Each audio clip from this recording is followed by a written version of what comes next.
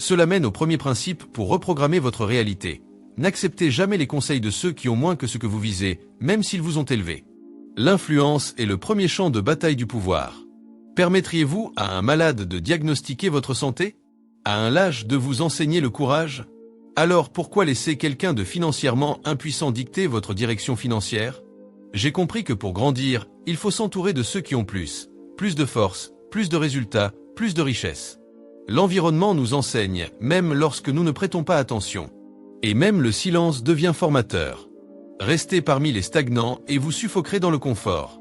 Beaucoup pensent que leur cercle ancien célébrera leur ascension, mais leur loyauté s'arrête là où votre élévation commence.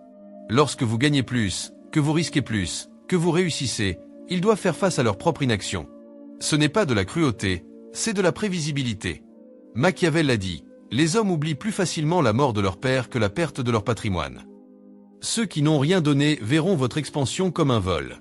Le deuxième principe de transformation psychologique est que l'argent récompense la vitesse, mais la richesse exige la patience.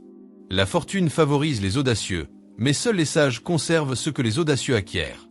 Les décisions financières se divisent en deux catégories, réversibles et permanentes. Lorsqu'on construit du capital, la plupart des choix sont à faible risque et doivent être pris rapidement. Lorsqu'il s'agit de préserver la richesse, investir ou créer des structures solides, il faut penser plus lentement et plus froidement. Les compétences pour construire ne sont pas celles pour gouverner, l'audace doit s'accompagner de discernement. Le troisième principe est que là où va votre attention, votre fortune suit. La plupart des gens ne manquent pas d'énergie, mais d'énergie bien dirigée. J'ai appris à ne plus protéger ce que j'avais, mais à étendre ce que je contrôlais. Épargner, c'est survivre. Gagner, c'est exercer le pouvoir. En recentrant mon attention sur la génération de valeur plutôt que sur la conservation, j'ai changé non seulement mes résultats, mais mon identité même. Les études montrent que les entrepreneurs qui se concentrent sur les revenus surpassent ceux obsédés par l'économie. La peur ne crée pas de richesse, le mouvement et la création oui. Machiavel écrivait qu'un prince ne doit jamais craindre la perte de ce qu'il est prêt à reconstruire. Appliqué à l'argent, cela signifie « Ne construisez pas des systèmes pour protéger un filet d'eau, construisez des systèmes pour créer un torrent ».